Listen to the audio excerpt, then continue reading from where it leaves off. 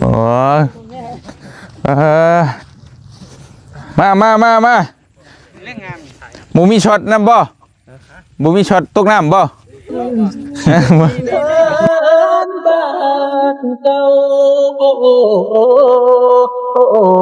ละโนสาวอเมริกายันว่าเจ้าเปิดเจ้านายจำได้อยู่บ่บักไอ้หาเจ้าไปสอนหัวเงินน้องเจ้าไปตั้งแต่ยังสาวโดยไอ้คนอีกเอ้าเขากับบ้านดูแลชวนเขาเนาะหมูอยู่ห้องก็ห้องไปแม่นเกยนอนไปพุทธนั่นแหละเอาบอกกูทับไว้ได้แล้วสำนักกันบุปิ้วแล้วบริสิ่งไปได้หรอเอาไงมากินข้าวเย็นแล้วค่ะเย็นแล้วได้บ่นุ่งคายอยู่ก่อนอันนิ้วยาวมาก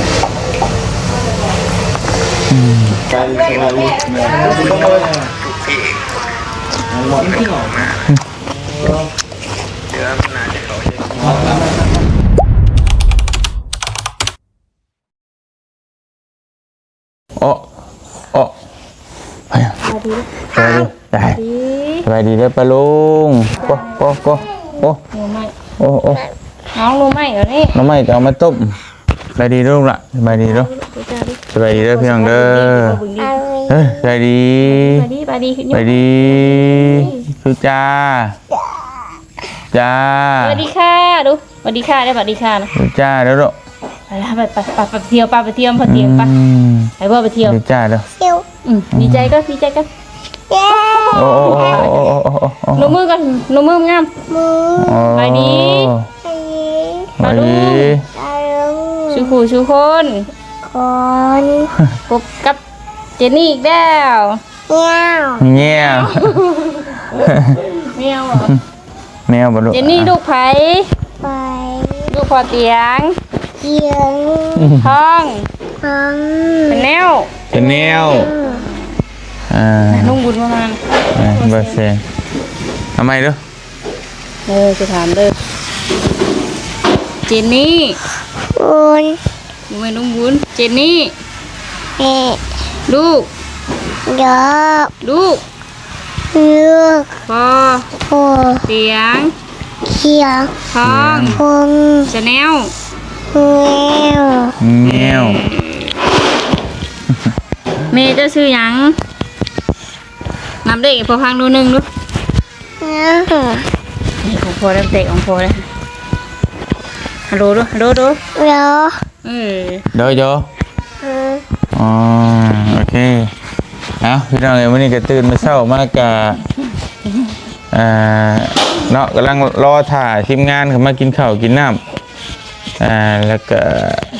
จะชิมเมื่อส่งเพิ่นพี่น้องเนาะเพราะว่า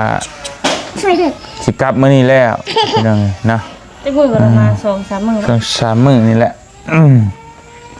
ถึงเมื่อส่งเพิ่นตะเว้นแน่พี่น้องยันเป็นเมื่อค่ำแล้วรถล่างมีปัญหาแล้วก็บ่เคยขับทางไกลจักเทื่อบ่นุ่งก็ได้เนาะแต่เฮาก็สิหาข้าวหาน้ำสู่กินในจังสิเมื่อ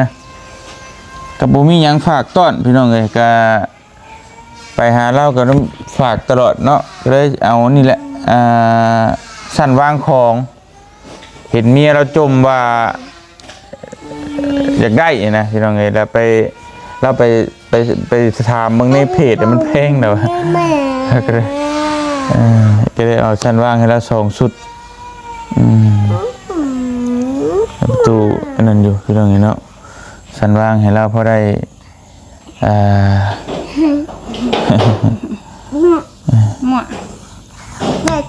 ลุกนั่นแหละมันเป็นมือแล้วไม่เท่ากับป่วยนั่นกับพี่น้องเนาะไม่เท่าไม่เบานุ่งป่วยตลอดพาไปหาหมอตลอดนะแล้วก็มาดุนบ่ได้กับป้าเมียกับลูกไว้อยู่2-3 คนอยู่อันนั้นบ่คนอยู่คนละเฮือนบ่คล้ายๆแบบว่าจันนี่นะว่าจันนี่แหละอยู่แยกแล้วก็มีห้านค้าปลูกห้านแต่ละนอนได้ห้านเลยก็ได้แบบขายของไม่ใช่แหละไปยังไงคือบ่ค่อยเห็นเพื่อแต่ว่าเฮือนไม่เท่าก็ยังไม่เท่าก็อยู่คนละฝากทางแบบนี้แหละแบบนั้นห้านแล้วทีนี้แต่ว่าบัดไม่เท่าบัดป่วยไปนอนปัวอยู่บ้านอื่นนะเป็น ไปเป่านอนอย่างไรแต่ก็บ่มีคนอยู่นำบัดแต่นึ่งอันนืดอยู่นี่เบาแล้วก็มาแล้วพ่อมาแล้วกระดึงงับมาแล้วใช่ ยังพอโดยก็เจ๊ช่วยมึงแขกมาแล้วสบายดีเด้อ เคยมาบายดีนุ่มมือน้ำหนักบายดีโอเคฉันนะบายดีบ่อยากนุ่มมือ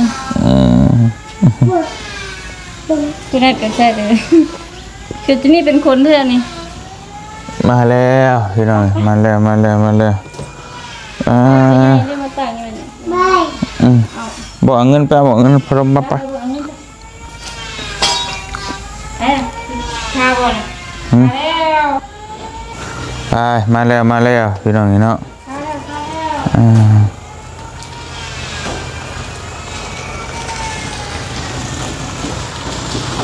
ขาเขินมีอยู่เนาะ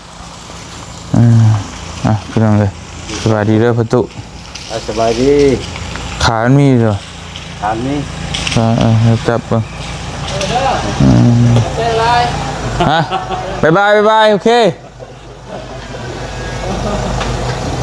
ถอยมาพี่มานี่พี่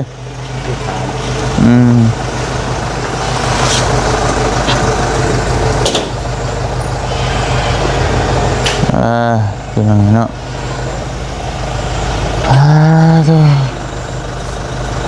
มานี่ขามันเป็นยังไงเนาะ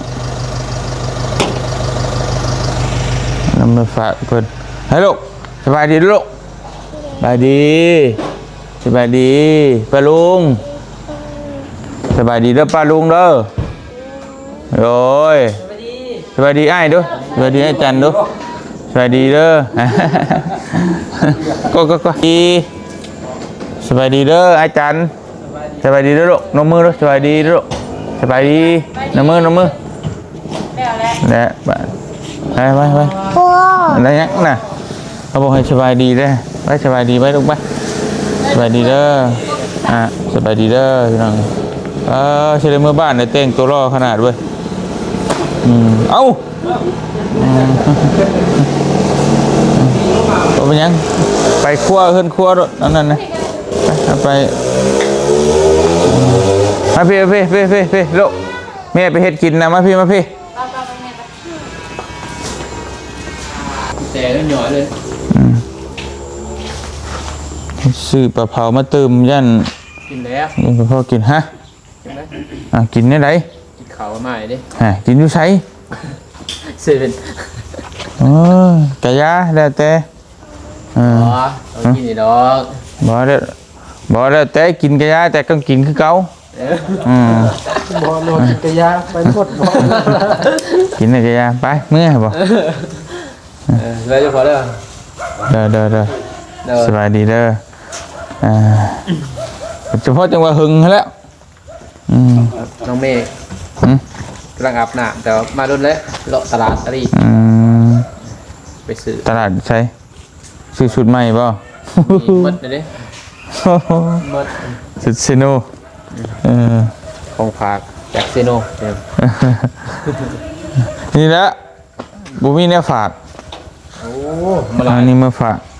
เห็นเมียบ่าวนุ่งไว้จากได้นะพี่น้อยเรียนแล้วยินแล้วบ่ฮะ3 ล้านบาทกับบ่แพงฮะนี่ดีชั้นว่างเครื่องแพงเลยแพงดอกช่องสุดพวกลาดซื้อมาตะกี้ยังบ่ได้ประกอบเลยนะเพราะมันเหลือเลยซื้อมาให้ช่างมาเหลือเลยบ่ได้ประกอบเลยมาประกอบเองเด้อก็สิประกอบเป็นอยู่ดอกคำบ่เป็นก็มาเบิ่งแบบอย่างมันก่อนก็ได้อยู่ในสิพี่น้องเอ้ยเอาที่หมูยังเนี่ยมาเนี่ยผักเนาะนี่ดิประมาณนี้แหละใหญ่แบบนี้เลยป่ะนะ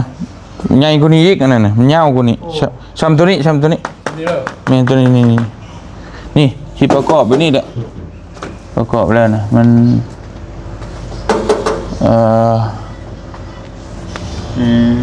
นี่แหละเป็นอยู่ดอกสร้างอยู่ เด้อ ตัวนี้ห้องเป็นเด็กอะ ขามันกระจับใช่นี่เด้เดี๋ยวเบิ่งนั่นอยู่ดอก ใจมัน โอ้นี่บ่ ฮะมีแล้วเห็นเนาะนี่ตัวนี้มันสิมีขามันยึดใช่นี่แล้วก็มันเข้าซบใช่นี่เด้อ เด้อ มันยึดใช่นี่ถ่ายรูปเอาไว้ก็ได้กันนี่ก็ยึดใช่นี่ยึดใช่นี่อันนี้แล้วแต่เฮามัก สูงต่ำ ช่วงตั้งแล้วก็ซบใส่ซื่อนะแล้วก็ตัวนี้ก็ใส่นี่ตัวนี้ยากกว่านี้ละ ใจร้าย อึบโอ้เมียบ่น้องดอกใส่ ก็ แต่ว่าน้อง ให้ลูกให้เมีย บ่ได้ใส่ได้แพงเนาะราคาเก่งใจน้อยเลย3หลาบ่น้อง3หลาป้า4หลาเนี่ยอันนี้หน่อยซื่อที่ใหญ่เนาะแต่ก็แพง มันงามพี่น้องเห็นเนาะเป็นแถวมาจัดวางเครื่องแต่ว่าเครื่องนี่ก็เบิดแล้วบ่ได้ก็คือว่าอะไรมันขายเบิดแล้วก็เบิดไปเลยบ่มีเงินซื้อเขาไหมเล็กๆน้อย ก็บ่ค่อยมีบางไว้แหละตะกี้แน่นอยู่กับมันยามนี่แหละก็บ่ค่อยมีนั่นเป็นไดเห็นแล้วก็บ่มี เจ็บนี่เด้อเจ็บเอ้ยไปใส่เลย มีคลิปหน้าข่าวบ่ โลเจ็บ สิเบิดแล้วพี่น้องอันนี้ นี่ ก็ กินนาข้าวแล้ว เบิดแล้ว คุณดูเพราะว่านายเตียงขาวเบิ่นๆเนาะ หน้าน้องขาวคือกัน ได้โฆษณามานั่นอันนี้เปล่า คุณดูเลยนี่จ้ะ อะไร เท่าไหร่ 800 800มีเงินนะมีเงินบาทนะ จะได้เป็นเหรอ 800 บาทก็บุกอันนั้นเอา 800 ไปไล่เล็ดเอา ได้ปะ นี่เด้นี่ 400,000ป้าย400,000ป้ายเอา5เซน5เซนโอ้ถนนบ่ จะได้ปะ 800 5เซน ใส่จักเลื่อนน่ะ มันจะมี3อัน สามัน 3อันสิมี3เบอร์แล้วก็สบู่ก้อนหนึง ใส่สบู่ก้อนหนึง แม่ ใส่ตอนไหนเนี่ย ชิมตอน ใช้เวลาใด เวลาใด มันสิมีเบอร์2กลางคืน จะได้ แล้วก็เบอร์มันมีเบอร์ มันมีเบอร์ เบอร์1เบอร์1กลางเว้น ใช่เบอร์ อยู่เด้ เบอร์สาม นี่เอาเบิ่งนี่ก็ได้นี่นี่ โอ้แบบนี้เลยเซตนี่เลย ใช่ เบอร์2เบอร์3 หนึ่งเลย เด้อ หนึ่ง กลางเว้น กลางเวท ใส่ได้ด้นไหนเจ็บ สอง กลางคืนเดือนหนึงเบอร์3กับกลางเว้นในกันแดดเฮาท่าเบอร์1แล้วก็ท่าเบอร์2กลางเว้น ทาตัวนี้ก่อน ได้ กลางเวทเนาะ เด้อ แต่กระทาตัวนี้ เด้อ ปุ๊ก เด้อปิดไว้ทับไว้ มันนี่ดิ ได้ มันคืน กลางคืน หนึ่งสาม รอเลยได้หน้าขาวละ เท่าไหร่ 800 800ไล่เงินลาว แต่จักเลยเนาะเท่าใดประมาณ500,000ปลายว่ะ 5เซนป้าย ไม่ใช่มั้งวะ ใช่เท่าไหร่พอ ก็จะก็นึกอาจารย์อันนั้นข่อยจังบ่ว่าเงินกีบน่ะต้องว่าเงินบาทเอา ปลายเท่าไหร่ปลายเท่าไหร่ ก็จักเลยเนาะมันเลทเท่าไหร่แหละมื้อนี้ต้องเว้า เลท98 89 89 689 89 90เลยซะ 90เลย ไล่ ก็ เอาเลยเด้ โอ้ย บ้องใส่ ไล่บ่น้องไล่ ได้เลยโก้ อย่าขาวเด้หน้าด ผู้บ่าวผู้สาวไทยสิบ่ขามาหาอีกบ่ ำสาดพี่น้อง เอาเด้บ่าวเปลี่ยนพร เดี๋ยว550,000เลย 550,000 552,000 เอา 552 โอเคเลท690เราเข้าสู้ 690เลย โอนนะ เพิ่นนะนี่เพิ่นมีสโตได้ เลขาบ่นี่เฮ้ยคือได้เนาะป้อสิ ดูเซเว่น ป้อสั่งโอนเลย ยูเซเว่นก็ ถ้าว่าจันมาก่อนโอนก่อน แล้วโทรศัพท์เฮามันมีปัญหากับโอนเงิน เลขาส่วนตัว อันตัวไหน ตัวแดงฮะตัวแดงฮะตัวนี้ก็ได้ตัว ตัวนี้ ตัวนี้ใช่ เสียเงินได้ก่อน เสียคือกัน เสียบ่ ตัวใดของเฮาเสียเบิด ตัวนี้ของเมีย มันก็เสีย ของคิม บัตรที่เฮาบ่คือผู้อื่น เอาบัญชีอันนั้นแต่ว่า จับ ไอ้ที่บีบ 50,000เนาะ คันดีเลยสิสั่งไหม โอ้ หน้าข่าวหน้ารอคืออายเด้ เอ้ยไอ้รอบ่นี่ ไม่ได้ใส่ปะ ฮะ ใส่ปะ ใส่เดิน ใส่ก่อน ใส่โดนๆเสื้อหั่นแหละ อ๋อ ก็ใส่อยู่แต่ก็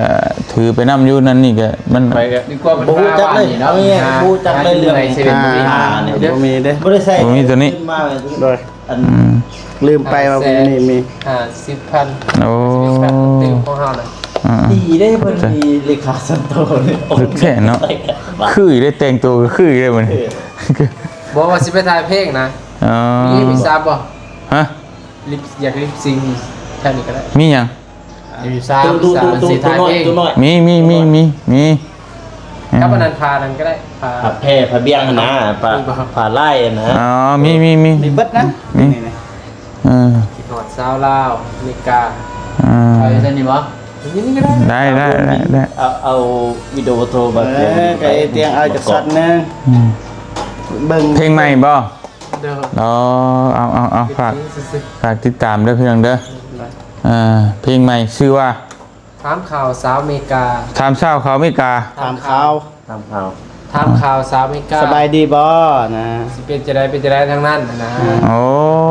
ถามข่าวสาวไม่กา แบบถามข่าวประมาณนี้ ถ้าเขาเอาถืออยู่ได้แต่ถามข่าว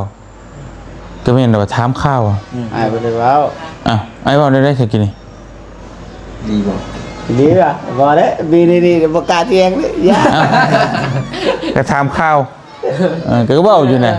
เนาะ มีไม่เนี่ยกล่อง กล้องอยู่ไหนถามข่าวสาวอเมริกาแต่มันอาจสำเนียงกันแต่มันบ่ได้ก็ได้ก็มี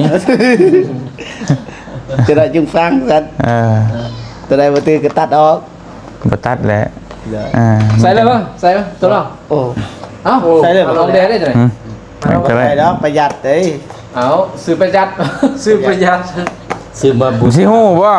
ใส่เลย ประหยัด ไปไหนดีลูกไป ประหยัดก็ได้ ตายไปพี่น้องเห็นเนาะอันนั่งนอกได้บ่ ได้ บ่บ่ได้ก็ ได้ ปูสาดนั่งไหน ทางนี้แล้วมันเย็นเลยบ่ฮ้อน อันน่ะเพิ่นโอนเอาเด้อจื้นเลยเข้ามันนั่น เอาอย่างนี้ยังไง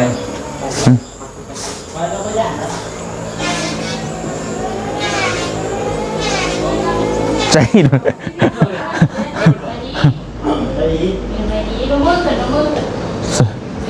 ไปดิ นี่ในเขต สบายดีก่อนลูก แต่นี่ เปิดไฟนี่สบายดีก่อนลูกละ ไปดินะอุ้มได้บ่จับให้ก็แท้แค่นอกอีก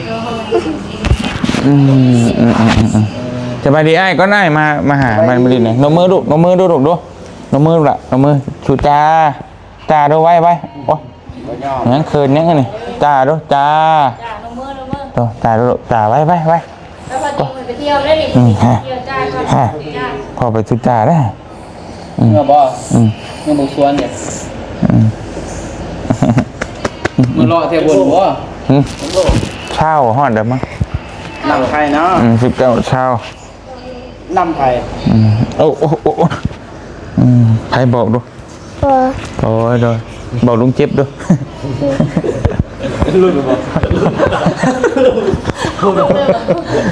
ขอลุงเลย ให้ลุงเก็บอุดหนุนครีมชอยเลยขอบใจ ไปจือเรา ขอบใจด้วยลุงเด้อพออยู่เนี่ยชาวไทยเป็นจิขามาหาเนี่ย ลองเบิ่ง นะ ใส่ปุ๊บดีปั๊บชาวไทยมาปั๊บ ปุ๊บเลนบาทนี่พี่น้องเนาะบ่มาแล้ว ผมว่าเลยเป็นยัง บอกแล้วบ่ แน่ใจบ่ ขออนุญาตนั่งเด้อ นั่งโดนแล้ว เปิดในนิดหน่อยดิ โต๊ะเด็กหน่อย จังได้ อยากได้ก็ชื่อเอา เท่าไหร่ จะได้10,000 ปลายนี่มั้งแต่ก่อน10,000 ปลายอย่างเงี้ยแต่บ่ได้มันสิมีแบบตัวหนึงหั่นตะกี้อันนี้ชื่อนั้นสิมีแบบหนังแบบมัน มัฟเลย มันนี่มาโมเมนต์ตั้งอย่างนั้นได้มันตั้ง เฮ้ยว่า มันสิตายแล้วนี่มันเห็นว่ามันดับไปเลยนี่คือคอยว่าเมื่อคืนนี่ตะกี้น่ะฝนตกแล้วหลังคามันบ่ดีปานใดมันหัวมามึงเนี่ยมัน มาไป มั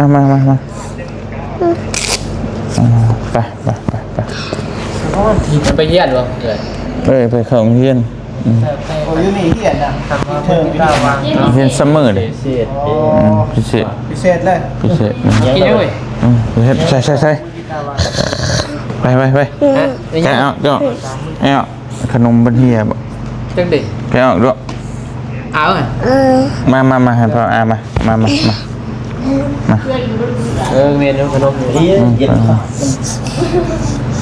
ได้สบาย เลยแบบ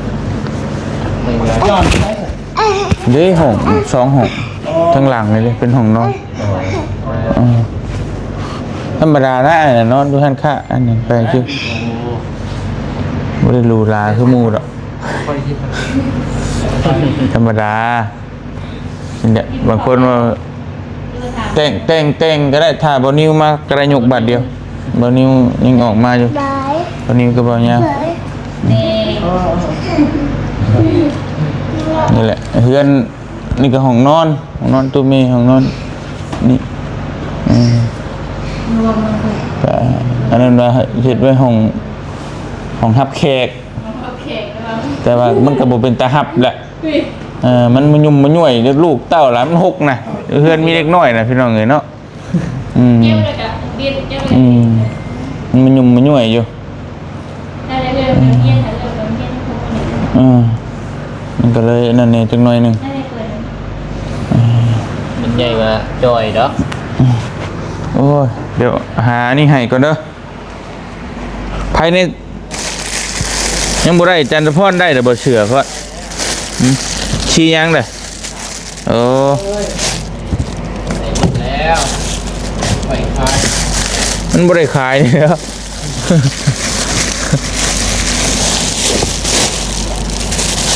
พอสิได้ขายนะ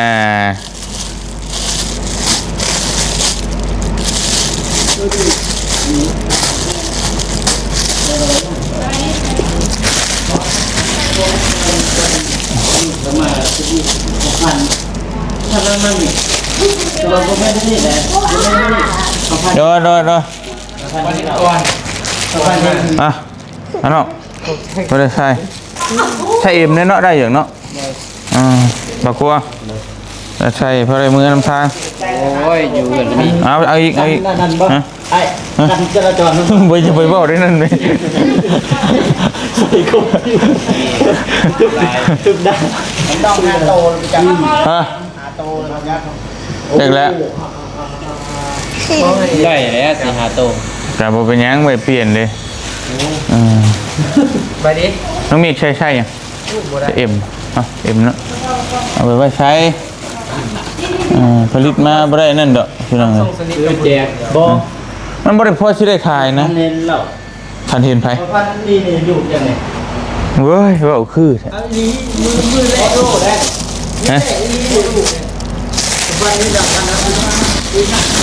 กินข้าวแต่ว่าผมเป็นมีปลา เป่าตา นี่ปลาเลยครับกินข้าวนี่ เป็นช่วงต้องอยู่ตรงนั้นเป็นจอย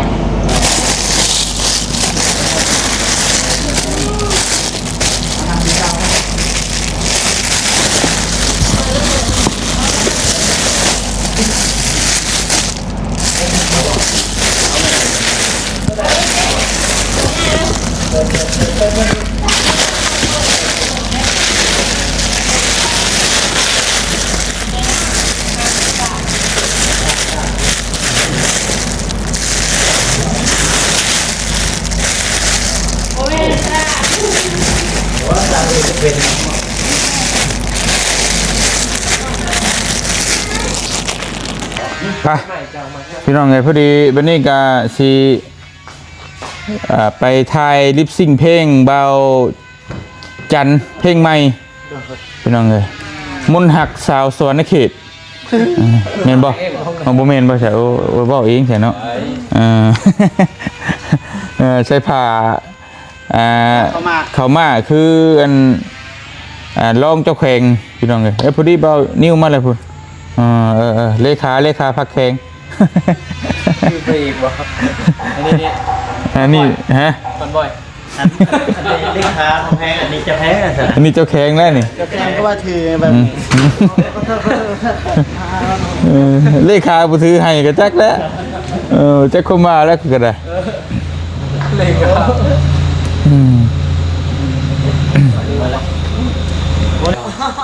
มา ดาว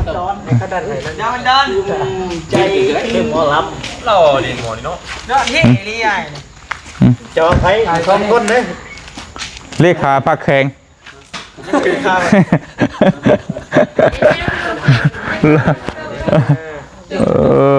เนาะ เดี๋ยวว่าโดนราศีจับกุงวะ สวัสดีพี่น้องเอ้ย ทั้งหมดเจ็บเนาะ เจ็บ เจ็บบ่ เจ็บปวดนะ เจ็บปวดบ่เจ็บเลย บ่เจ็บ นะ เมบ่คล้ายๆว่าเมได้ผู้นี้ออกมาโคตรเจ็บปวดนะตั้งชื่อมึงซะ ซื้อนี่แบบแม่เราตังประมาณอายุประมาณ1 ปีแล้วเพราะว่าคิดว่าบ่รอดนะ มีแต่เจ็บแต่ป่วย บ่รอดตังให้เลยรอดเสื้อแดง เจ็บเลย แก้เคล็ด เจ็บ โดย ที่ว่าได้ยินไปว่าเราเจ็บคุณได้ตะกี้นะ เจ็บ เจ็บ เจ็บ เจ็บปวดแล้วบ่เจ็บเด้ คนเจ็บ นี่ก็มาแจ็คเลยการมาแจ็คมึงได้ล่ะ แจ็คเจ็บเด้อแต่ แบกตู้แบกยังสิพากันไปทางไหนนี่มาสิ ไปถ่ายเพลง ไปถ่ายเพลง ลิปซิง เพลงเล่นนักร้องนี่เด้นี่เป็นนักร้อง ว่ากันบ่ เพลงนี้บ่ได้อันนั้นเอาไปเพลง แม่น โอ้ยหายน้องเมฆชอบรอดพูน้องเมฆไปคิดเป็นสิไปพังเงิน ก็ไปเบิ่งน้ำเพิ่นนี่แหละเพิ่นสิเห็นไหมแล้ว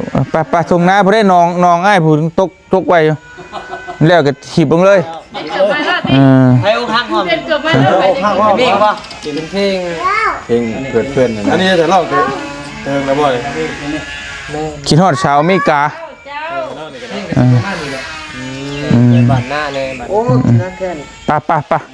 โอ้ของเท่เนาะ ไปน้ำกัน เสียงดูไปฟังกันเนาะ ต้องไป ก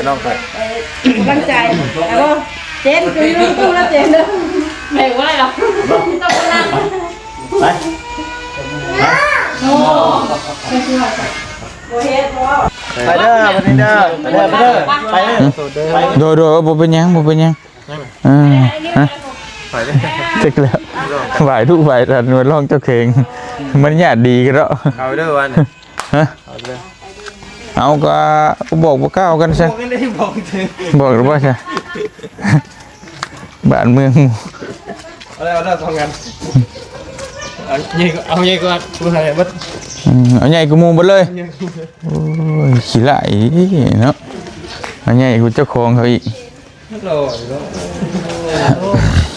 ผู้เดียวบ่ถ่ายนี่จะคน กับพอดีเอาแล้วลิปสิกให้เตียงขานั่งก็ได้แล้วอยากเป็นแดนเซอร์ป่ะ บ่นะ นี่กีตาร์ บ่no เบื้องหลังเราอย่างแบบเบื้องหลังล็อกครับ ออกทั้งไร มันมีทางออกอยู่ มีเสียมโจกเบรกเลาะคณะป้านคณะบ่ ได้นัดกันไว้ว่าดูว่าแบบจับมือมัดแล้วบ่ บ่นะเฮาก็บ่ได้ฮู้คือกันได้เพิ่นหากันมาเว้ากินนี่ ตู้ครับตู้เอาอยู่เลยดิ อยู่นี่แหล้ว มาเข้ามาก็อยู่นี่แล้ว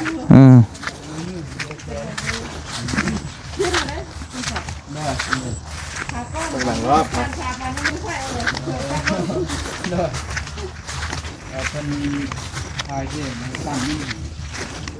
เด้ออากาว่าส่วนกาแฟเราไต่บ่ว่านี่คือเรากาโอ้เราไต่เป็นแบบนี้เนาะ กล้าเลยว่าเพลงไม่กล้าเอาเผ็ด ฮะนี่เด้อนี่ มีคนสอนเนาะ นี่ จะถามว่า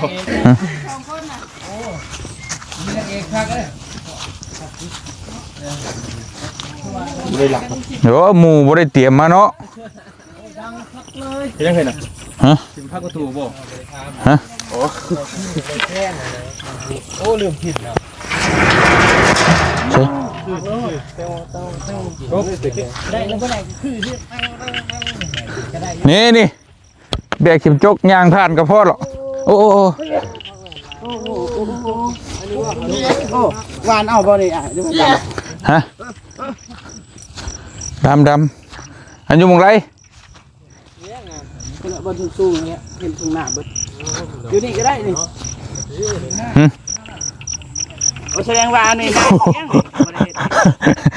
แม่นบอก แม่ ลึกบ่เฮ้ยนี่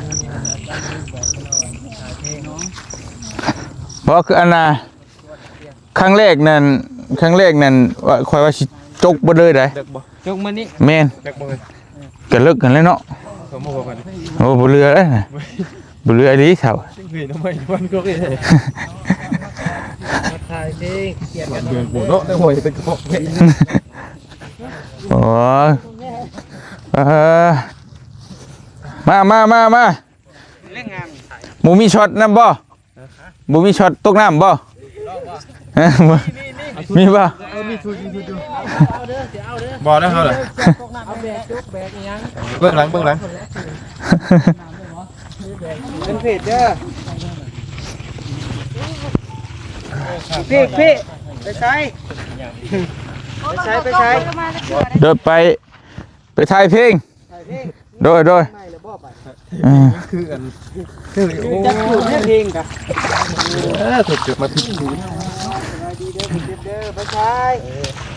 ไทยมีเพลงมีเพลงไทย บ่ไม่ได้แล้วเฮ้ย โอ้สบายดียอดไอลีมือกบมือโก ถ่ายแล้ว สบายดีเด้อ อยู่กันแท้หน้าหรือว่าอยู่เทิงดีกว่า ไม่ใช่นี่ โอ้พระเอเนาะ ตัวอาณาจักรเตียงทองชาแนลแมนบอลลูกพี่ บ่ว่าแล้วจักสิว่านี่แหละมันสิเป็นชวนกอนไม้ใช่ ชวนก่อนทำไม ชวนกอนไม้ใช่ ใช่ผ้าหมกข้าว ฮะ ใช่ผ้าหมกข้าว พูด มาเด้อโอ้พ่อแม่บอกโกเฮ็ดแล้วมาเด้อบ่เป็นหน้าคอยได้เลยมันเฮ็ดเป็นสิเพิ่นให้นะหน้านี่หน้าคอยพี่ ดีแต่ว่าซอยนี่ซอยลูกเขาบ่มาสบายดีเด้อสบุญเด้อ โอ้ยสบาย อันนี้พี่น้องเอ้ยมันอันตัวที่ว่าบ่เตียงจกบ่แล้วตะกี้นั่นแหละกำลังว่าสิเฮ็ดข้างในว่าสิเฮ็ดเป็นคู่ไปเบิดเลย น้องบ่ สิเฮ็ดนี่แหละเฮ็ดขั้นปลูกกอหน่อไม้มักกินหน่อไม้เด้เด้อหน่อไม้ท่าน ก็เลยเอาก็เลยสิปลูกหน่อไม้ไว้ฮะ มีตัวหัว บ่เหลือ ทำบ่ยปั่นกันดินอันนี้นะเอาเลยเด้อไอ้น้องเจ้ามี บ่ดินเฮานี่ครับ โอ้หินน่ะนี่ นี่ดอก หินก็เราดินนี่ ถมหัวผู้ได้นี่ ท่วมบ่ บ่เหลือบ่เหลือแต่หนีลงไปมัน2เมตรพุ่นวะ2เมตรปลายคนเฮามีแต่เมตรปลายนะบัดน้ำอีก ถ้ามีอันนี้โฮมเบิดเลยมาเฮ็ดกระตูบในน้ำดิน อันย่ำแหลงใช้บ่ ยังบ่ทันได้ว่าเพราะว่านี่น่ะข่อยกำลังสิจกตอนถ่ายคลิปนั่นเด้กำลังสิเฮ็ดได้2มื้อกะผลห้ำมาได้เรียบร้อยรถแมคโครก็ลงบ่ได้ที่จริงมันข่อยสิเฮ็ดพุ่นจอดพุ่นเลยเฮ็ดเป็นขั้นไปแล้วก็สิปลูกแม่นปลูกเป็นเอาเป็นอันนี้เบิดเลยนะข่อยสิบ่เฮ็ดหน้าน่ะ พวกนี้บ่ แม่นตัวนี้นี่หน้าบ่แม่นหน้านะแต่ก็เอาไว้ปลูกหันค่าซื่อ สรุปบ่ได้แม่นแน่นอนเนาะ บ่แม่น ทีแรกประตูเราแบกตู้ทำอยู่ได้บัดเนาะ แต่ว่าหน้าเฮ็ดกินแท้ๆนี่มันอีกทงหนึงใกล้เฮือนบ่บุญพุทธตัวนั้นตัวอย่างว่า โอ้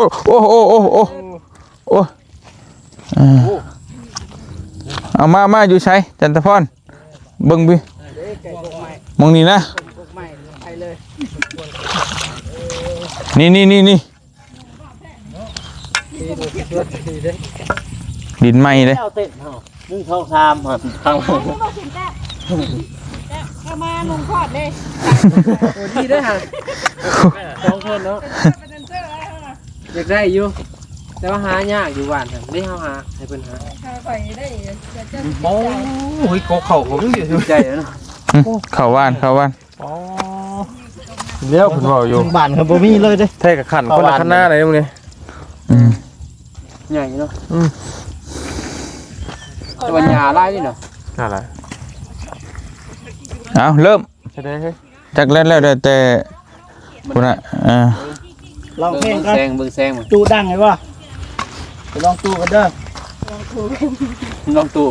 ติดลิงซิดได้ลองตู้ จดแล้วบ่จดได้ติฮะบ่แต่สิจดตัวบ่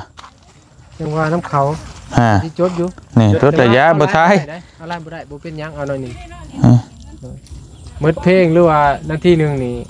บ่ได้เอาประมาณ30วิได้ บ่ให้เกิน28 ใส่บ่ใส่เสียงก็ได้ YouTube นี่บ่ แม่เพะบ่อัน ลิขสิทธิ์ ดิกสิทธิ์บ่ให้เกิน28วิแต่ว่าก็แล้วแต่บางนั้นก็10วิก็ติด ติดหมดแหละ เป็นจักติด เคยเห็นหน้าเลยฟิตได้เหรอจน ติดบ่ มันจดหนาแล้ววะจดหนา ลองป่ะลองตู้ เขาจะเป็นมือกองไหนบ้างมาไฟเสียนเลย บ่ยาวเลย แบบเก็บอะไรเสียนเพื่อนเจ้าจะไปคุยกันเองซะเดี๋ยวคนอื่นจับให้ได้สิเว้าอีกเด้ เราก็สิบ่กล้าเว้าอีกนี่โดยบ่ผิดบ่ แล้วเราสิบ่กล้าตีอีก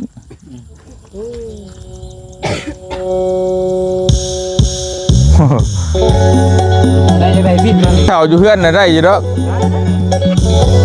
บ่เฒ่าบ่อยู่เฮือน มัน เอาบ่ เพื่อนพ้องกันดิไม่ต้องจะทิศ โอ้ยมันบ่ปานนั้นมันก็ว่าแล้วเฮ้ยเนี่ยบ่ได้เตรียมการเนาะ ดูไว้มานี้ เดินบ้านเก่า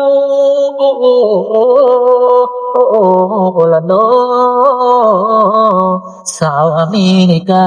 ยันว่าเจ้าเปิดเจ้านายจำได้อยู่บ่บักอายหาเจ้าไปก่อนบ่เห็นน้องเจ้าไปตั้งแต่ยังสาวโดยอายคนอีกไป เอ้าเฮาก็บ้านดูแลสวนเฮาเนาะ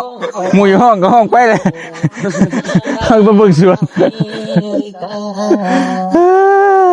เอาไปพี่น้องเอ้ยกลับออกมาเบิ่งสวนหน่อไม้ฮะ แขนแบบใดนี่นะ บ่ได้มีแผนหยังบ่ยาวเว้ยแผนบ่เตียงคือจะปลูกกุไม้ บ่ทำงานเฮาซะอ่ะไปฮู้แล้วติ ขอโทษด้วยซะเด้อเฮาก็มัวเมากับสวนเนาะก็และกินข้าวกินน้ำแล้วก็เบิ่งตัวจริงอีกบาทนึงว่าสิแนวใดเนาะเพราะว่าก็จะพาเพิ่นไปวัดไปบ้านนี่แต่ว่ากันนั้นทางห้องก็ยังบ่แล้วอยู่อเมริกาพุ่นตะกี้ว่ากินข้าวแล้วก็สิไปเลยว่ะ 3 โมงมันก็ได้เมื่อนะ4-5 โมงกับพานนี่ได้นอนนี่ได้บัด บ่ายโมงแล้วเนาะบ่ายแล้วบ่ ได้เลย สิได้ไปบ่ จังได๋แต่ว่าค่อยก็ แล้วว่ากินข้าวกินน้ำแล้วไปเอาไปได้วน จังว่าเบิ่งอีกบาทนึงนั่นแหละเพราะว่าถ้าสิไปทั้งนึงก็สิแล้วทั้งนึงหั่นน่ะ ความทางเมื่อยอยู่แล้วแต่ไปทัดโคนถ้าดีห้างมันได้กลับไป เนาะ กลับเบิ่งก่อนเบิ่งเวลากัน แต่ว่าก็บ่ให้เกิน3 โมงนั่นแหละ3 โมงแล้วโอ้3 โมงออกอยู่ธาตุโพนนี่ก็ฮอดพุ่นก็5 โมง ทัดโคนมันก็มอ มันเหลือ100ปลายนึงนะ5 โมงปลายจากปากเซไปฮอดบ้านก็6 โมงปลายนะเป็นชั่วโมงปลายก็ฮอดบ่ยากดอกแต่ฮอดปากเซนี่มันก็โอเคนะเนาะทางมันโอเคเลย ง่ายกับแต่สวรรค์มากกับ100ซื่อนะแต่ปักเซมหาสวรรค์นี่100ตัวทางยากวัน100ป้ายนี่ก็นั่นก็เนาะมันก็ง่ายเป็นทางเลน ไปพี่น้องเนาะมีแต่นั้นแหละเราเตียงมาเลาะเบิ่งสวนเมื่อพี่เลยบ่เมื่อพี่เลยก็ได้มันแขนโค้งไปปล่อยให้ทั้งห้องพุ่นพุ่นแล้วผู้ใส่ผู้พุ่นละผู้โซ่เหยือบอยู่พุ่นมันหลุดเนาะ ชายบุญก็ต้องห้องไปน้ำกันมันหลดได้ไหนอยู่ คัดกัน ครับดึงดิกซิตบ่ มัน เพลงฟังนะครับเพราะเพลงได้อ้ายย่อม ครับคะแนนโยนลงไป เจ็บ กั เดี๋ยวโอ้ บ สนั่น แดงกับพี่ตั๊กกันอีกที นี่ข่าวเนาะเนาะข่าวนี่ต้มกินแช่ หวานเลย หวานด้วยช่วยบ่ยาวเลยชอบเลยเนาะของหมัก โอ้หอดกินได้เลยเนาะ เลิกได้จุกเด้ตอนนี้ก็เตะใครยืมมันติดเลย นี่เนาะคนนี้กันเนาะกบได้เนาะ แม่ เก่งเพิ่นเนาะเอาเงินมาว่า มีเบิดนั่นแหละ นี่ฮัดปลาคอใหญ่พุ่นแล้วใช่ป่าวบ่รู้ว่าปลาคอใหญ่เลยนี่นี่ฮะกิ้งขึ้นได้พุ่นบ่มันปีนมาหมด มันมาได้เบิด เป็นอ่างอยู่เลย ตะกี้ว่าสิเฮ็ดจัก4 5 6คลองนะ6คูแล้วปลูกไว้แล้วสิปลูกมะพร้าวใส่พร้อมบ่ผมหมายฮะ ปลูกหมากอันนั้นหมากลิ้นจี้ไอ้ แล้วจังว่าไปว่ามันแซ่บดิ มันก็แซ่บอยู่หรอกอะหน่อไม้ก็แซ่บอยู่ ได้อันหนึงได้เนาะเอาหมดยังได้บ่ได้ซ้ำ บ่เห็ดมันมีกี่ข้อนึงพอได้มาดิดโอ้น้ำโพ อย่าให้ปลูกนะเจ้าของอย่างนะผังว่าแล้วเจ้าของมักกินจี้แต่เบิ่ง บ่เก็บเอาเก็บคุณแม่ ฮะเลมโบ ผู้ขันเลยนะหมดครบ แนวมันแหละ บริวารบ่เธอ บ่ได้ว่านะคันแล้วว่าตั้งใจว่าสิเฮ็ดอันนี้เบิดเลยโต๊ะเข้าไปวัดต้องเลยสอบเฉพาะสองให้นี่เอาพักงัวจะบ่ดิ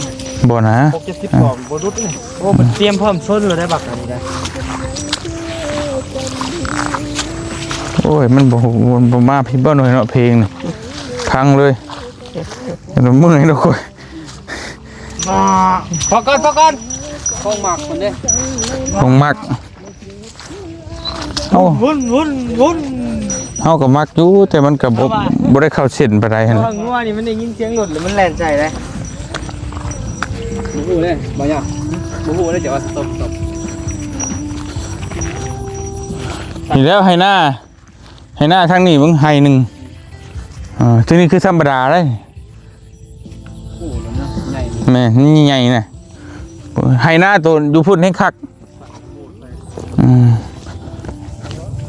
เฮงใหญ่ ไอ้ก็ต่อมันจะเฮือนเจ้าด้วยนี่เนาะ แม่โตเฮือนให้เพิ่น เปิดไปอยู่หน้าลงบัว เดี๋ยว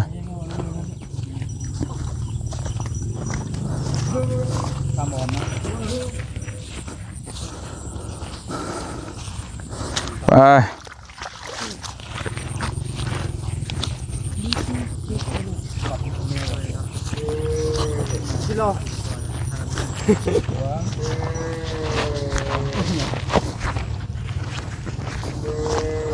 ง่ายเลยข่อยแรงขึ้นแล้วกัน ฮะ แล้วก็มาทางบ่ เฮ้ยเด้เอานุ่งเยอะพักเฮงบ่ถ้าข้างหน้าทั้งข่อยเฮ็ดขนาดว่าเฮ็ดใหญ่ได้นี่ ยังได้เอากระสอบ แม่นถ้าเฮ็ดน้อยนี่คือจังพุ่นคาด ใกล้ขักแง่ มันเป็นดินทรายเลย เพื่อปากกันยัง นี่เด้บ่จักคนพักสิแยงบาด พักยังนี่นี่อยู่บ่อยู่พักคุณ บ่มีดอก โอ้ยบ่อย เป็นยัง ปากกันยังอยู่บ้านแล้ว แม่นเลย ตลาดเลย พักยังกินกับมะขามน้อยหน้าดมหญ้าคิดว่าพักทุ่งหน้าหญ้าเลยบ่มีดอก ชิ้นนี้แหล้วให้หน้าทางอ้ายก็ประมาณนี้แหละ งาม แต่ว่าให้หน้าอยู่สุพรรณใหญ่กว่านี้อีกตัวทั้งใกล้เอ็นซี่บอกเพื่อนมาบุญนะซัมเบิดนี่แหละกว้างกว่านี้อีกให้หนึ่ง ดีแล้วผูกงูเกือบเคยตายวะ ประเทศคือกันบ่ ใช่นะดม เกือบขึ้น งู ตาย เลยกันใช่นะ เกือบขึ้นตายโอ้โหเจ้ากัน เมื่อยเนาะ รถนี่รุ่นเร่งจำนะถึงไปนะ ลม นี่แหละค่านี่แหละหน้าข่อยกับมาฮอดนี้อันนี้เป็นหน้าตัวใหม่พุ่นหน้าดั้งเดิมนั่นอยู่พุ่นแล้วก็มีอีกธงหนึ่งพุ่นภาคผีประชาไปอีกประมาณนี้ พี่น้องเอ้ยแต่ว่าตะกี้นั่นเป็นน้องอยู่นี่น่ะน้องนี่ น้องปลา น้องปลานี่แหละเจ้าของเดิมเพิ่นถมบัดนี่ถมบัดประมาณ300รถนี่น่ะดินถมเพิ่นจกกันบ่แม่นเฮาจกนะโอ้โชงโน่เลยตัวนี้ แต่ว่าใหม่อันนี้มันอยู่หนามันเป็นยังเด้ ทนอยู่แล้ว บ่มันคิดถึงกับใครไปเขาจะให้เขาจะล็อกนั่นมัน เล่นกัน นี่มันมาเรื่อยๆนี่มันก็เนาะเก็บไว้ก่อนมันอยู่น้ำเนี่ยหน่อย พอได้กินพี่น้องยามแรงเด้ ข้างในก็ออกบ่อย ออกก็จะมีน้ำให้มันต้องหาน้ำให้เพิ่นเลยสปีกเกอร์พังไว้น้ำดินทั่วบ่ได้นำมันแต่หากบ่ได้ดอกได้ผลจะมันดอกเบิดเท่าไหร่นะเฮ็ดใจมักซื่อเด้ดินจีนี่เว้ยนี่ตัวอย่างเนี่ยเราจะมากินมันเป็นหมากนี่ลายอยู่ได้ลายต้นอยู่มะพร้าวนี่ก็มัน2-3 ปีก็ได้หมากได้นี่3 ปีข้าอย่าลงมาเลยเอาใบไปเผาเนาะไอ้เอาเลยให้หอมโผล่โอ้เรื่องกินนี่หูวัดเซียนขนาดกับบริวารอย่างมักกับมักที่ได้ใช่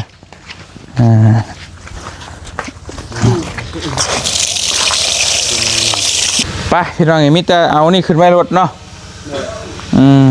พี่น้องไอ้นี่แหละกะวินเนี่ยผักเนี่ยต้อนเบานงเลยพอดีเห็นว่าเอาไว้ในก็ได้ตัวใหม่4 ล้านบ่เป็นบ่ เห็นว่าเมียเพิ่นอยากได้พี่น้องแต่ว่าอันนี้ก็ของใหม่แหละยังบ่ได้ใช้งานยังบ่ได้ใช้เลยยังบ่ได้จีบเอาตัวเจี้ยเลยแต่ว่าเฮาซื้อมาแล้วมันหลายเด้เฮาสั่งมาเกินมันเกินจำนวนจำกัดแล้วเฮาก็แบ่งให้เบานุ่งเมื่อแบ่งให้เบานุ่งเมื่อใส่อยู่ห้านมันก็สิเพิ่มอัปเดตอัพเดวิลขึ้นมันดูดีนิดนึงเลยเนาะมันก็งามนะพี่น้องแต่เขาก็ต้องหาของมาใช้ผมได้ชั้นวางงามเลยมี2 หอมก็ไปเดียวนี่เนาะ2 อันพี่น้อง2 อันก็ดีพอพื้นที่มึงเล่ากับโบก็นั่นประเดนะพอดีจัดให้มันเป็นระเบียบเดี๋ยวประมาณนี้มาไปเอามีปลาขยิงคือโบเด็ดเราจะเจือพูดแต่โบคือกันได้แต่ละคนเอาปลาขยิงมาต้อนเมย์วะกูแต่ว่าเขตนะของฝากแถวในเขตไว้ในซะโอ้นุ่งไว้ในซะย่ำถือขี้เมียงนะไว้ข้างหน้าจะช่างมันจะใช้บัวลูกพี่ใช่บ่นะในลาวเองคือเห็นบินมาแต่ไทยโอ้ใหม่เลยก็ไม่แล้วยังบริแกะเลยแผ่นใหญ่ชุดนี่ไว้พื้นเด้อมันจะมีใหญ่กว่าหมู่นะใหญ่กว่าหมู่นะไว้ทั้งลุมชุด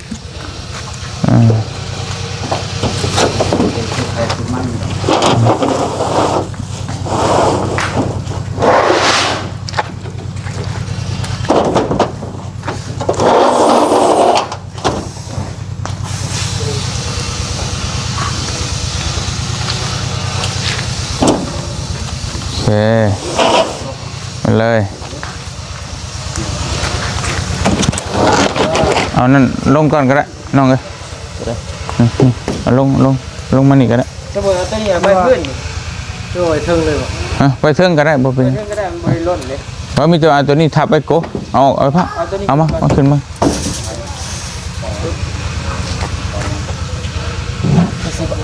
แม่นเกยนอนไปพุทธนั่นแหละเอาบอกกูทับไว้ได้แล้วสำนักกันบุปิ้วแล้วได้ซิ่งไปได้แล้ว120ดอกติอันนี้เอาไว้ฟังนั่นก็ได้สดเลยสดพี่วิจารณ์ดีก็ได้โอเคแล้วก็โอเคเดี๋ยวเลือกแจ๋วอันนี้ตั้มเองบ่อยน้องนี่ว่าไม่ครับ จักตั้ง โอ้ตามน้ำเจ้านี่ป่ะ โดย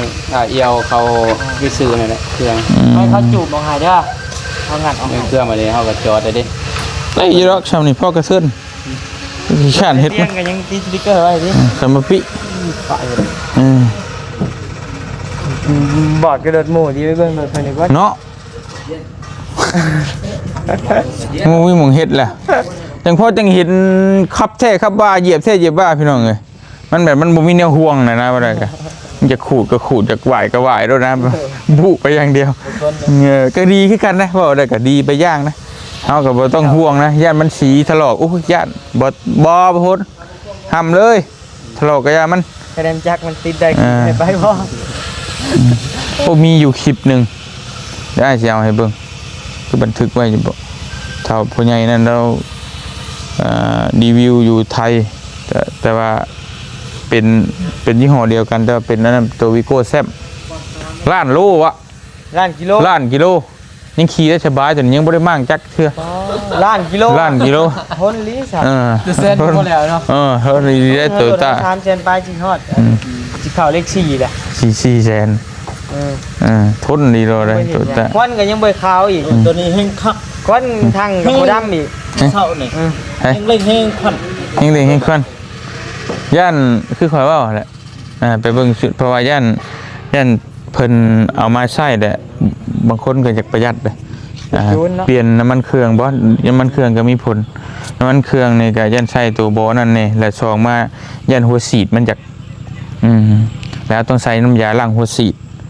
มันก็เคยมีอยู่ก็บ่เป็นหยังดอกเพราะจักมันยังใหม่อยู่ย่านน้ำยาล้างหัวฉีดมันใส่ลองนั่นเบิ่ง บ่อายนะแต่ควันนี่ซื้อดึงมาบ่อาย โดย ขี่ไปไกลบ่อายเด้ บอกมันบ่มีปัญหาดอกจักแต่ว่ายังมีปัญหาด้านเกี่ยวกับน้ำมันเครื่องจักแน่ใดเขาใส่เบิ่งให้เข้าศูนย์รถมาศูนย์ปากเซ่ปากเซกเบิ่งคักๆ ว่า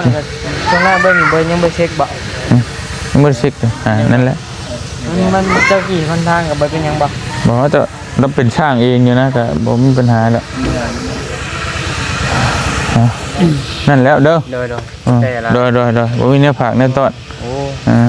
มันอย่ามายามซื้อ ไปไปเชิญนั่งก่อนเชิญนั่งพี่น้องเลยไปมาแล้วพาเข้ามาก่อนพี่ก่อนไปใส่กินข้าวกันก่อนโดย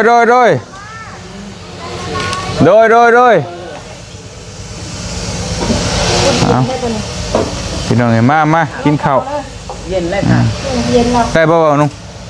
คายดูก่อน อันนิ้วย าวมาก พี่น้องเห็นเนาะกำลังเตรียมผ้าข้าวผ้าปลาต้อนรับ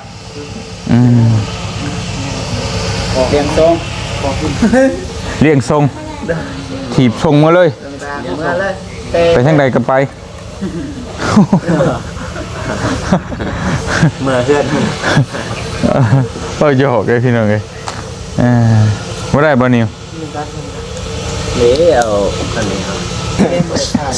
บ่แม่นบ่ตัวอย่างมาเฮาไปนี่เขาตีกอกบ่ บ่ไปจิกเฮ้ยจ้ำไม่ใช่สแตมป์ ไปยังลาย เอาสแตมป์คือเขาสแตมป์เต็มเบิดนั่นก็แล้วเด้มันก็เบิดนะต้องเปลี่ยนหัวใหม่นั่นเด้เอาพี่น้องเห็นเนาะก็นี่แหละก็จักสิเฮ็ดแนวใดเฮ้ยบ่มีหยังเด้ เบิดเลย จะลาบชิ้น ก้อย ทำนี่แหละมาพอยืนน้ำกันจะทำนี่แหละพี่น้องเอ๋ยกับบ่มีอย่างไรเนาะกะเลี้ยงข้าวเลี้ยงน้ำประตูออกไปส่งน้องบิวแล้วซื้อซีนมาสดๆแล้วบ่ปลาเผาให้น้องมิกเติมเสริมทับม้ามหลังฮะเอามาสามารถคุณส่วนกันโธ่ยังนะเดี๋ยวเอิ้นเขาข้างในพี่น้องเลย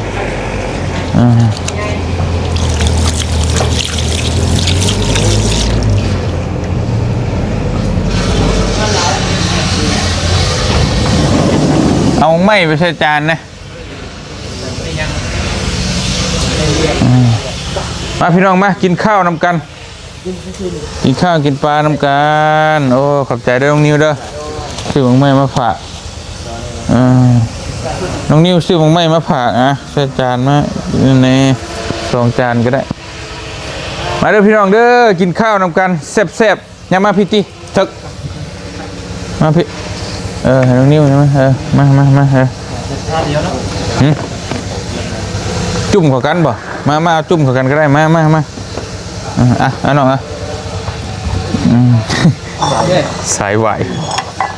อยู่เบิดมือนี่ได้ละเท่านี้ละยิง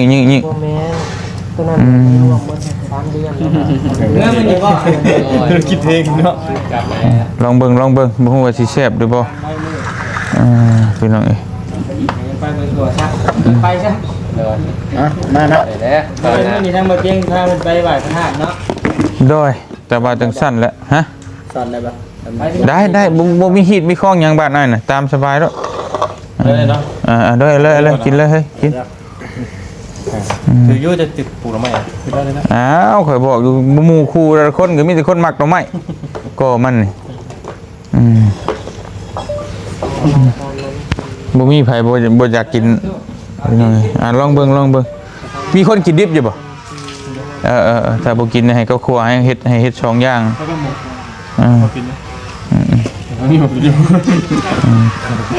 ขนาดชายกระเพาะได้สิพี่น้องนี่กินเลยบ่ได้นั่นแหละไผซะบ่บุญพอดีเลยดูเลย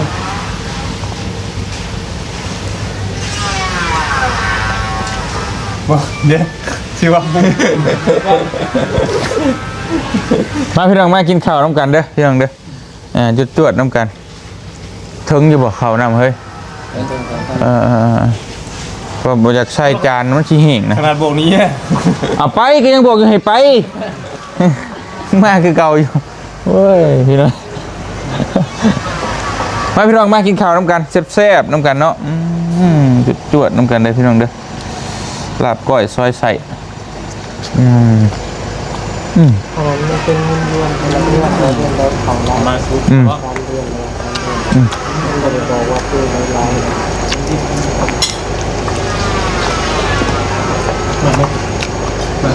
จุ่มแบบผิดไปแล้วไม่ผมไม่ดึงเลยครับ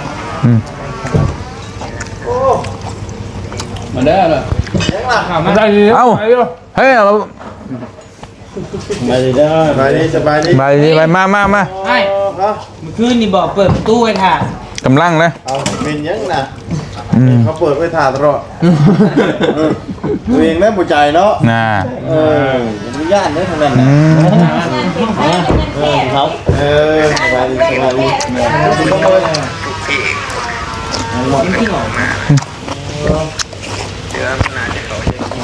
มาเอาไปมาเขาพูดมากับป่าเป็นมะพร้าวปาปี้มาขาดเลย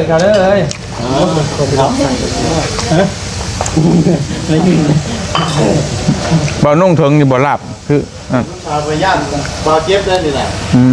มาพี่น้องมากินข้าวน้ำกันแซ่บๆย่านนะมาเจ็บเด้อพี่น้องเด้อมา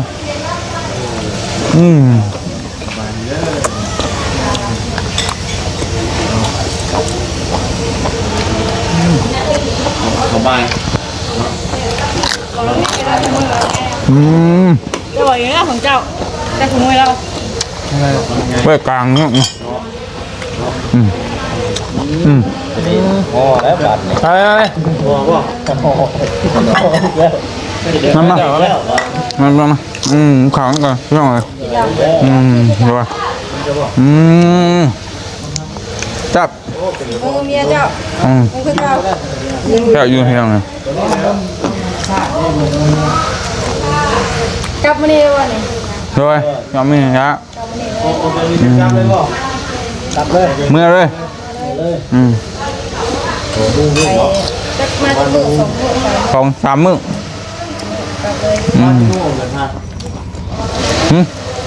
มีได้นิดหน่อยนะ เอาลง1 2โมง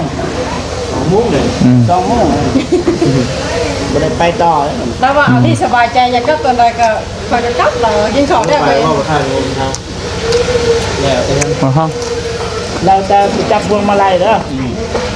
จะจับพวงอะไรเราจับไหม จับไปเลย จับมือเลยเลย เมื่อแล้วเมื่อ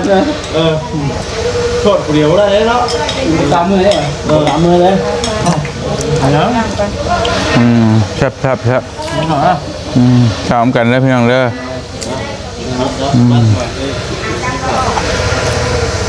ตอนนี้กันกินหมู่บ้านมันกินบ่เป็นเหล้าขึ้นมาเป็นเหล้าเลยเราไปที่เขาเลย ใคร กินแล้วแต่เศร้าบุก มากินเกรงใจหมูเลย มา แน่นี่แน่ มาถ้าพี่น้องไอ้บ่เตียงขอตัวกินข้าวกินน้ำก่อนเดี๋ยวตั้งถึงเมื่อส่งทีมงานเนาะตอนรับกินข้าวเลี้ยงส่งเลี้ยงแล้วก็ส่งมาเลยมาหาลูกหาเมียบ้านนี้เนาะตอนนี้ละแนวกินแนวอยากกะลาบซีนปลาเผาพี่น้องเนาะกะแซ่บบ่แซ่บแล้วทำนี่แล้วเฮ้ย หลายก็เลย แซ่บบ่แซ่บกะ ลาบเองบ่หรือว่า ฮะลาบเองได้ข่อยซื้อซีนในตลาดมาลาบเอา ลาบไปถูกมาคือหลายแล้วเชียว บ่นั่นแหละแต่บ่เตียงนิ่นบ่เผ็ดปานใดเพราะว่ายันกินเผ็ดมันแซ่บกระเพาะนะไผได้บ่นั่นก็กัดเพิ่มเติมเอามากินข้าวกินน้ำน้ำกันเดี๋ยวจังไปส่งทีมงานกลับบ้านเนาะพี่น้องเนาะมาเยี่ยมมายามสวรรณเขต 2-3 มื้อกับฝนตกนำตลอด 2 มื้อก็ได้ดีขนาดพี่น้องเอ้ยไปเดี๋ยวจังว่ากันช่วงหน้าเนาะสำหรับมื้อนี้ก็พาทีมงานกินข้าวอิ่มก็จังว่ากันต่อกินข้าวกินน้ำน้ำกันจวดๆพี่น้องเอ้ยอยู่ดีมีแห้งเบิดสุขุทุกคนเนาะไปดีเด้อทีมงานเด้อแซ่บบ่แซ่บก็บ่ว่ากันได้ โดยมา